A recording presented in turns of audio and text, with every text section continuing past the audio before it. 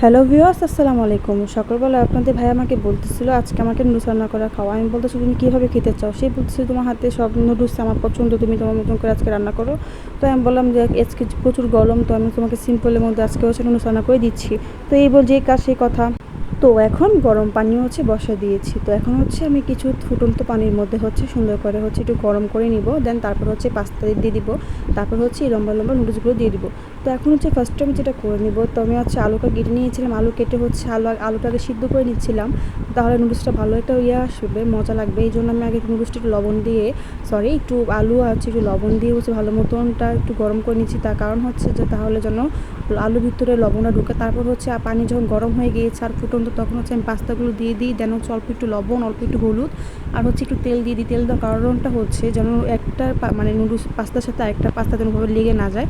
তা যে কথা সেই কাজ, এই জন্য হচ্ছে ভালো মতন করে রেখে দিয়েছিলাম। অ্যান্ড তারপর হচ্ছে সুন্দর করে হচ্ছে আমি হচ্ছে লম্বা লম্বা নুডলসগুলো দিয়ে নিচ্ছিলাম। তো ভালো মতন হচ্ছে 5 থেকে 8 মিনিটের মতন, বেশি একেবারে নরম করে হয়নি।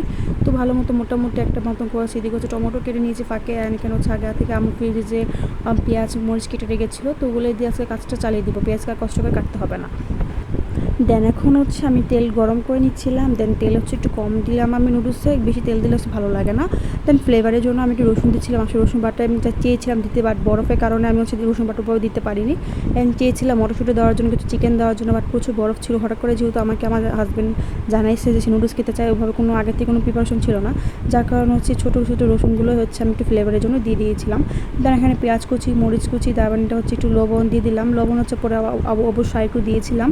দেন টমেটো এখন দেওয়ার কারণটা হচ্ছে টমেটোর ভালো মতো ভাজা ভাজা হয়ে যাবে, খেতে আরও বেশি টেস্ট লাগবে। দেন খুব সুন্দর করে হচ্ছে আমি কিন্তু দিয়ে দিচ্ছি। তো আজকে এখানে কোনো সয়া সস ইউজ করবো না, তার কারণ হচ্ছে সয়া সস আজকে আমি দিচ্ছি না, কারণ লবণ আজকে এমনিতে প্রচুর পড়ে গিয়েছিলো। এর কারণে হচ্ছে আমি এখানে হচ্ছে কোনো সয়া সস ইউজ করবো না। তো খুব সুন্দর করে হচ্ছে আমি ভাজা ভাজা করে নিচ্ছিলাম সুন্দর মতন করে।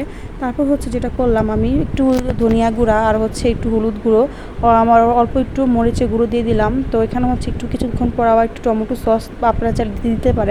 তো আমি এখানে একটু অল্প করে পরবর্তীতে আমি কিছুক্ষণ পর হচ্ছে ভালো মতন যখন একটু ভাজা ভাজা হয়ে গিয়েছে, তখন আমি একটু টমেটো সসও দিয়ে দিয়েছিলাম। দেন টমেটো সস দেওয়ার পর হচ্ছে এখানে আমি নুডলসের যে মশলাটা ছিল সেটাও আমি খুব সুন্দর মতন করে মানে ভালো মতন ঝাঁকা নাড়া করে দিচ্ছিলাম।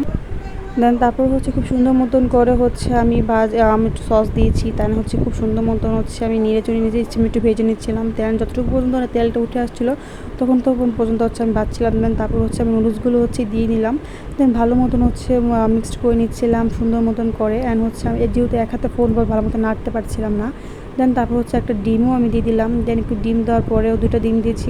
দুইটা ডিম দেওয়ার পরে ভালো মতন হচ্ছে নাড়ছি সুন্দর করে হচ্ছে নাড়ছিলাম।